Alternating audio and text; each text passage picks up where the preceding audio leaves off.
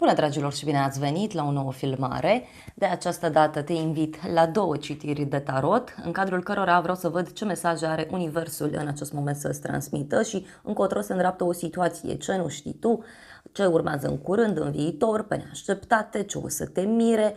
O să te rog să te gândești la o situație, da? Poți să alegi un număr pentru o situație, un număr pentru altă situație, poți să alegi un număr pentru dragoste, un număr pentru carieră și bani, fix cum simți, fix așa procedezi. Și începem cu numărul 1, piatra verde, sau numărul 2, piatra roz, da?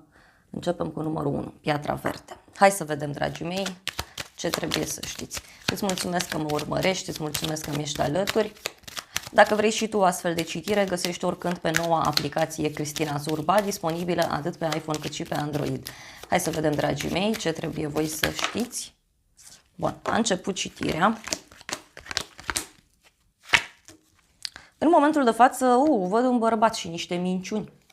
Da? Un bărbat mincinos, un bărbat care învârte tot felul de lucruri. Persoană falsă, văd aici, da? Multă falsitate.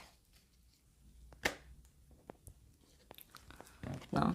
Și avem aici pentru tine un drum, deci poate cineva vrea să facă un drum către tine sau tu te gândești să faci un drum către cineva anume, parcă te pregătești de o schimbare, de o mutare, de o relocare.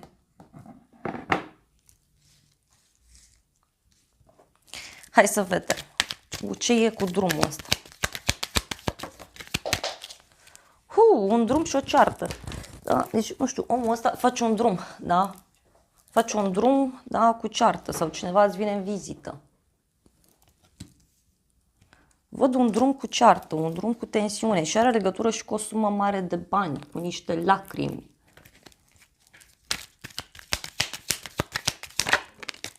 O surpriză. Deci aici, pentru tine, e ca și cum cineva îți vine în vizită sau afli despre cineva care are niște probleme la drum. Sau probleme cu o mașină. Poate tu aici, da, rămâi surprins sau surprinsă de cineva care face drum către tine. Pentru casa ta e un bărbat matur aici, este o persoană care plânge după un sfârșit sau o persoană care are o problemă de sănătate. Da? Hai să vedem.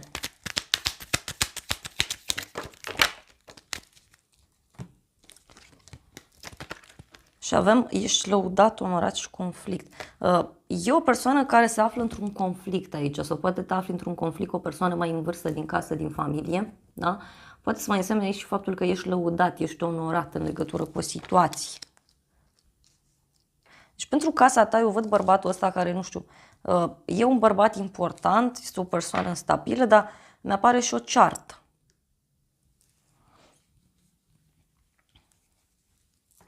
În curând, judecata, deci în curând aici se ia o hotărâre importantă, pentru că e clar, sunt minciuni, sunt certuri, sunt drumuri, e tare ciudat, da? Judecata aici înseamnă o hotărâre importantă pe care cineva o ia. E o hotărâre legată de acte sau legată chiar de justiție în sine. Poate e legătură cu niște acte în viitorul apropiat. Ia să vedem. Ei, deci aici, în curând, uite, cineva vrea să te revadă. Cred că aici e drumul ăsta cu surpriză. Deci cineva vrea să te revadă în curând pentru a lua o hotărâre împreună. Sau cineva vrea să te revadă pentru a discuta ceva important cu tine.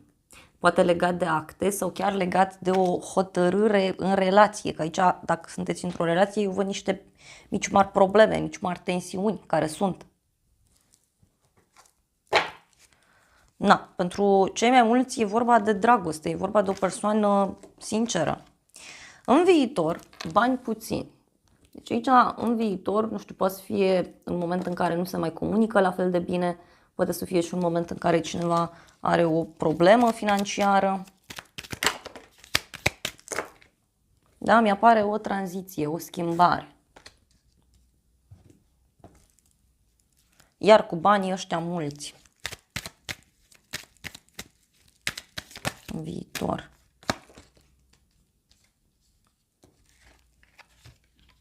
Simt aici că e ca și cum cineva o ia de la zero în viitorul apropiat, sau poate tu vrei să o iei de la zero, se rezolvă ceva legat de o sumă de bani. Nu sunt foarte mulți, dar ceva se rezolvă.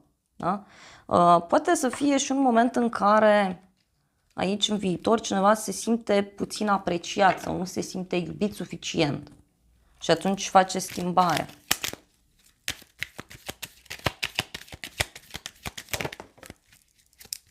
Lacrimi, da, în viitor, deci văd niște lacrimi, o supărare, o pagubă.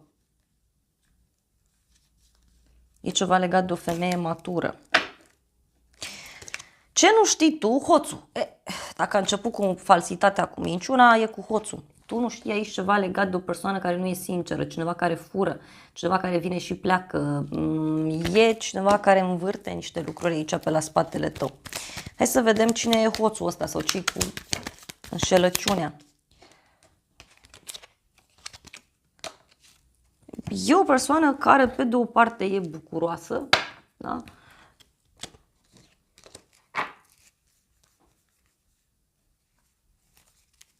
Este inimoasă persoana asta, mereu zâmbește, râde, glumește. Ce nu știi tu? Ce cu hoțul ăsta? Nu știi, uite, că cineva e ca și cum evită o întâlnire pentru a lua o hotărâre sau poate cineva s-a întâlnit cu o persoană, a avut o discuție legată de acte, legată de o hotărâre importantă, dar ceva ce s-a întâmplat aici pe la spatele tău.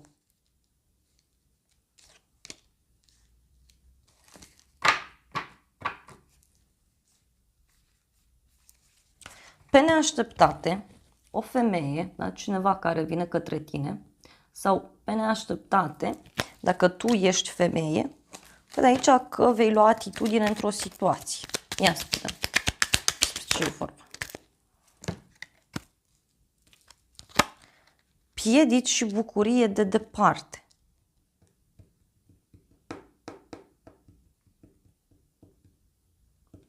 Deci, femeia asta îți poate spune despre niște blocaje pe care le are undeva la distanță sau poate fi o femeie care te blochează aici, pe neașteptate.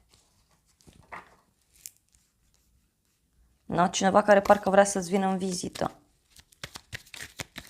Mai văd și o persoană care ei se pune un blocaj în drum și atunci și ia zborul, pleacă. Este o veste pe care o primești. Și ce o să te mire în toată situația asta? O vizită, deci cineva care îți vine în vizită. Sau te duci și te întâlnești cu cineva. Ce o să te mire? Un cadou pe care îl ai, un noroc, nu știu, cineva care îți vine în vizită și îți aduce un cadou. Sau o întâlnire surpriză cu o persoană. Dar este o întâlnire care ție îți aduce tare mult noroc. Da? Ce o să te mire? Cineva vine la tine în vizită și îți aduce un cadou.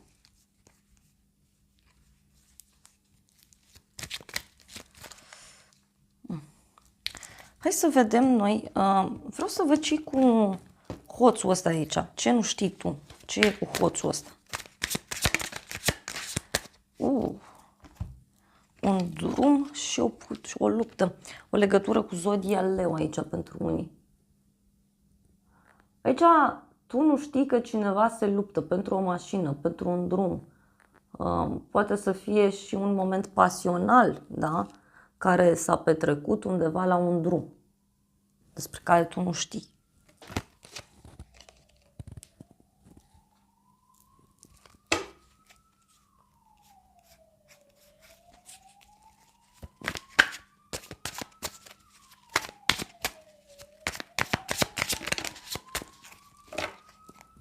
Un sfârșit avem aici și împărăteasa, o legătură cu zodia Taur, zodia Balanță, zodia Scorpion.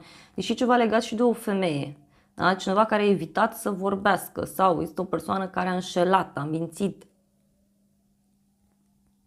Pentru că aici, uite, eu văd că doi oameni se înțeleg bine, râd, glumesc, dar tu nu știi despre lucrurile astea. Pe neașteptate, hai să vedem ce e cu femeia asta. Pe neașteptate, tu aici primești o veste care nu prea o să-ți placă. Este o veste din trecut sau este o veste care ține de o pierdere, de un regret. Da? Poate e ceva legat de un copil, de un nou început, un suflet pereche.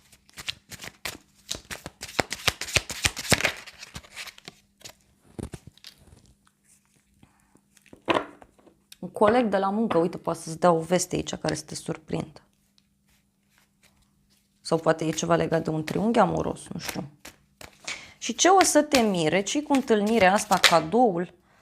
7 de spade. O să te mire o persoană curioasă, o persoană, uite, iar o persoană puțin mincinoasă, da? Cineva care încearcă să învârtă lucrurile în favoarea sa și are legătură, uite, cu soarele, o legătură cu zodia leu, din nou, sau un șef, un tatăl, partenerul, e un bărbat important sau e o persoană importantă. Aici o să te miră că cineva o să vrea să se întâlnească cu tine. Doar că, uite, e ceva legat și de niște bani, da? Persoană vicleană aici. Numărul 1, nu știu ce faceți voi. Da, deci e drumul ăsta. Hai să vedem pentru tine, îngerii romantici, ce zic. O vacanță, o pauză. Și aici văd că sunt niște idei diferite de viață pe care le aveți. Poate e vorba și de o religie diferită. Îngerii zic că trebuie să te bucuri de moment, să te bucuri de viață, să te bucuri de ceea ce tu ai în viața ta.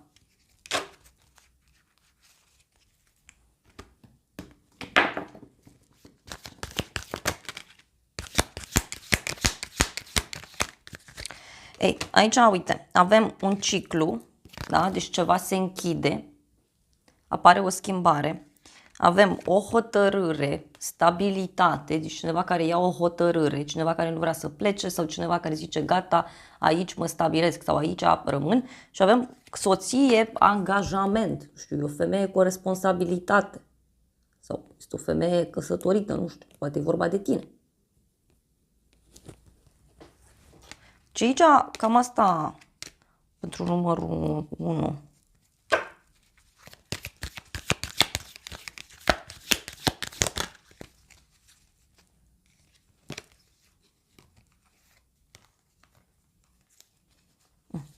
Întreba ce nu știi, are legătură cu niște oportunități, cu o casă, da? Cu cineva care pleacă.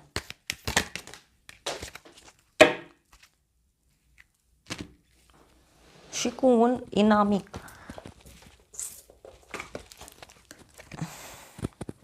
Un inamic. Să vedem oracolul lunii ce zice. Și se zice să nu-ți lași mândria sau orgoliu în calea ta, pentru că tu ești foarte aproape de a-ți atinge scopul. Da? Ești foarte aproape de a-ți atinge scopul.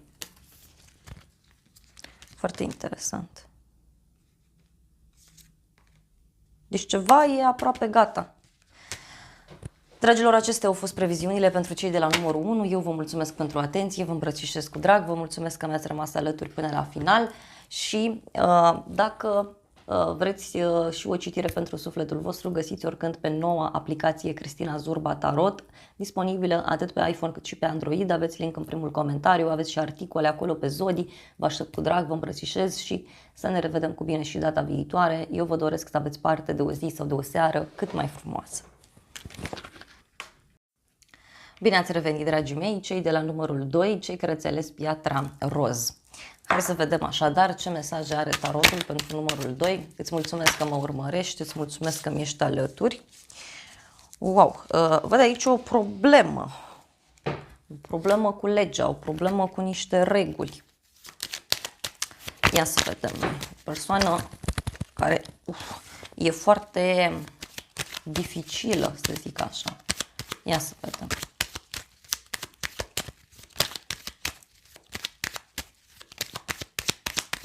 Numărul 2.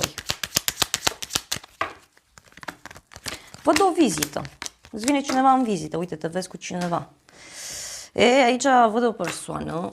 Uite, îmi apare un bărbat puțin gelos. Este o persoană care poate să-ți facă o vizită pe neașteptate, da? Și de asemenea văd că persoana asta are niște probleme aici cu legea, poate să fie. Ideea este că a ieșit din nou această combinație care mi-a ieșit și la început. Deci e clar aici numărul 2 că undeva cineva nu e drept, nu e corect, cineva nu are coloană vertebrală, da? Cineva zice una și face alta. Da? Poate să fie și un nou început, da? Un nou început undeva anume, noutăți care apar la muncă, noutăți care sunt în viața ta, dar care văd eu ca niște probleme. Hai să vedem ce-i cu vizita asta, că pentru tine văd o vizită sau poate o întâlnire online, poate să fie. Stai de vorbă cu cineva la telefon. Vizită. E o persoană vicleană aici. Cineva care îți vine în vizită, e o persoană tare vicleană, dar bucuroasă în același timp. Ia uite.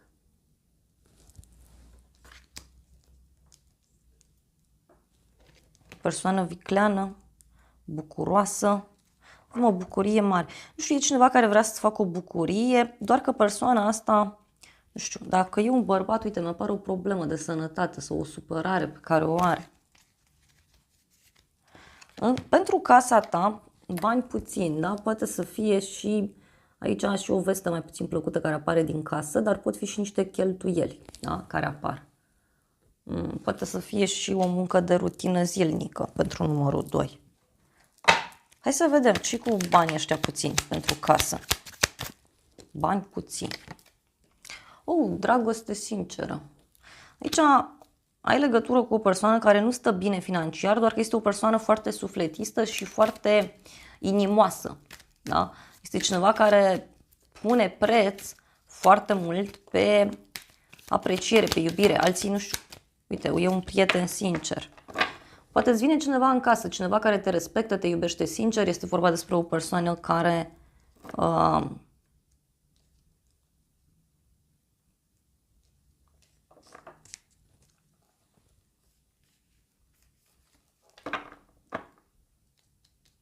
are niște probleme, poate probleme de sănătate, nu știu.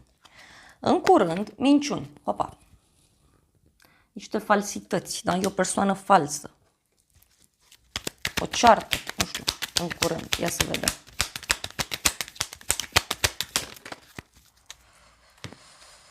Ok, și e ceva legat de o petrecere, o amiciție și intrigi între femei.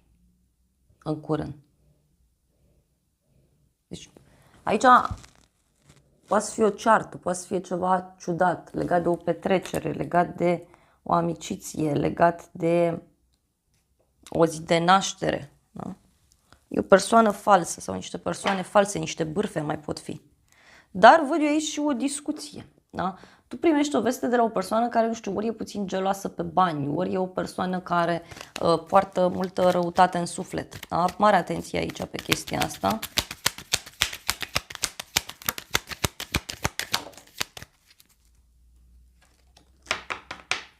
E un conflict, da? E o ceartă. Acum, poate auzi de așa ceva, să zic că, nu știu, ești într-un grup de prieteni și acolo auzi chestia asta. În viitor, un inamic, e cineva aici care stă la colț, cineva care te pândește, te urmărește, vrea să știe totul despre tine.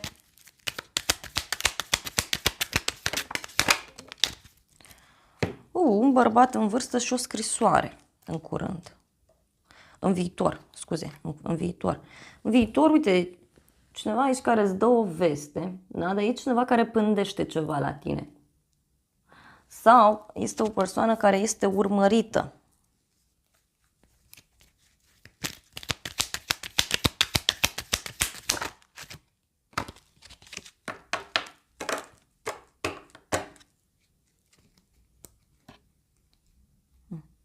Și e cineva aici de care are o problemă în viitor, da? O problemă cu legea, o problemă cu o hotărâre, cu o justiție. Ce nu știi tu, ceartă. Tu nu știi aici că undeva a avut loc o ceartă sau are loc o ceartă în acest moment. Hai să vedem ce cu cearta. E o ceartă foarte mare sau e o ceartă care ține de bani mulți. Și văd aici o persoană plăcută. Poate este o persoană cu părul deschis la culoare, o persoană blândă, iubitoare, doar că aici sunt niște certuri mari, niște discuții foarte mari. Da? Asta nu știi tu. Pe neașteptate, fidelitate. Se schimbă lucrurile. Pe neașteptate, fidelitate, sinceritate. Un prieten care îți vine în vizită. Un prieten care îți dă mesaj. Dar și pe cineva care stă și așteaptă. Sau într-o situație în care ai așteptat, uite aici ai noroc. Că avem noroc și casă străină. Deci pe neașteptat te poți să te împrietenești cu cineva. Sau un prieten aici te poate contacta, da, ca să-ți ceară ajutorul.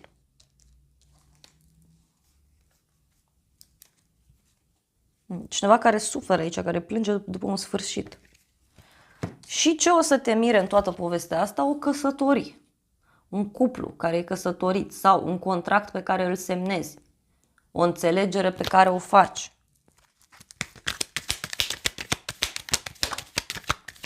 O veste rea, surpriză și proces și judecată. Aici o să te mire o veste rea în legătură cu un divorț, în legătură cu hotărârea unei persoane de a se căsători, în legătură cu o problemă pe care cineva o are cu legea sau o problemă care este în legătură cu un contract. Poate să fie și asta. Bun, hai să vedem aici ce nu știi tu, ce cu persoana asta și cu furia asta.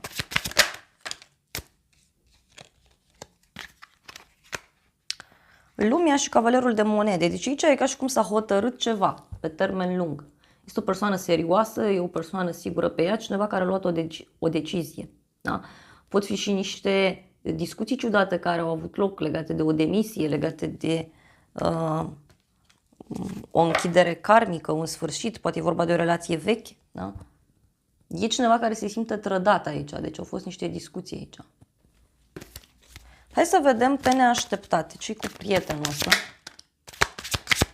Pe neașteptate văd aici o persoană care are niște vicii sau o persoană căreia îi place foarte mult să controleze o situație. Văd o persoană poate mai rece, o persoană mai osoasă la față, poate să fie chiar și o femeie. Cineva care e foarte axat pe planul ăsta material. Da? Avem o legătură cu zodia Capricorn, Gemeni, Balanță, Vărsător. E o persoană aici care are un interes, zic eu. Și pe neașteptate, uite, tu aici primești niște vești, măi, vești foarte importante.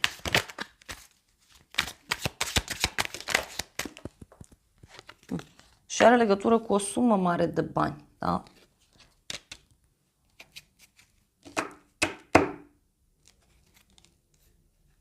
Sau cu ceva important. Hai să vedem ce o să te mire cu căsătoria asta, vestea rea, surpriza, proces și judecată. Ce o să te mire? E un nou început. Uite, spânzuratul asul de monede, un nou început. Un sacrificiu financiar. Poate să reprezinte aici un nou început prin care cineva trece, dar cumva e cu sacrificii. Pentru că văd și suferință aici. Poate fi și boală. Da? Poate să fie și boală.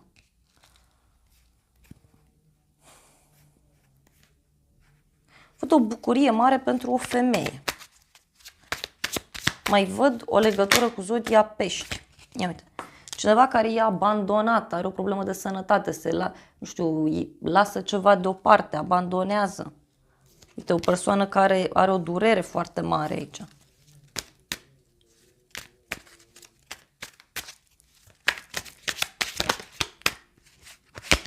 Luna, deci niște lupte interioare. E o veste aici care o să te surprindă tare mult. Mai văd o legătură din nou cu zodia Pești sau cu o femeie.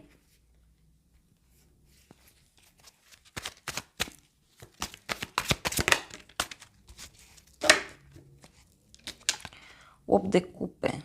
Da, surpriza e că cineva abandonează o situație. Hai să vedem îngerii romantici ce zic aici, că e tare ciudată povestea. Renunță la fosta iubire. Curăță energiile. Uite, e o relație din altă viață sau cineva care se întoarce din trecut, cineva care se împacă. Îngerii zic să-ți asculți totuși sentimentele, emoțiile. Unii parcă ziceți, băi, să renunț la fosta relație sau să nu renunț. Hai să vedem ce trebuie să știți.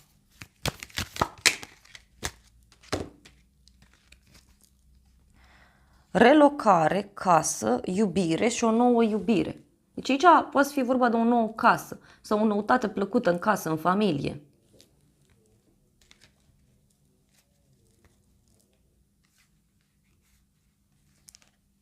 Este o persoană temătoare aici, sensibilă, care trece printr-un moment dificil, printr-un fel de cumpănă, nu știu cum să zic. Da? Poate să fie și asta. Și avem gelozie, bârfe. Persoană geloasă, persoană bârfitoare, nu știu. Și un noroc și o sumă de bani, abundență. Deci cineva aici, nu știu, vinde o casă, cumpără o casă, rezolvă niște probleme financiare, da? Dar este vorba despre pace, deci până la urmă se ajunge la pace, numărul 2 aici. Ia să vedem ce zice oracolul lunii. Norocul e de partea ta, arată lumii cine ești tu cu adevărat.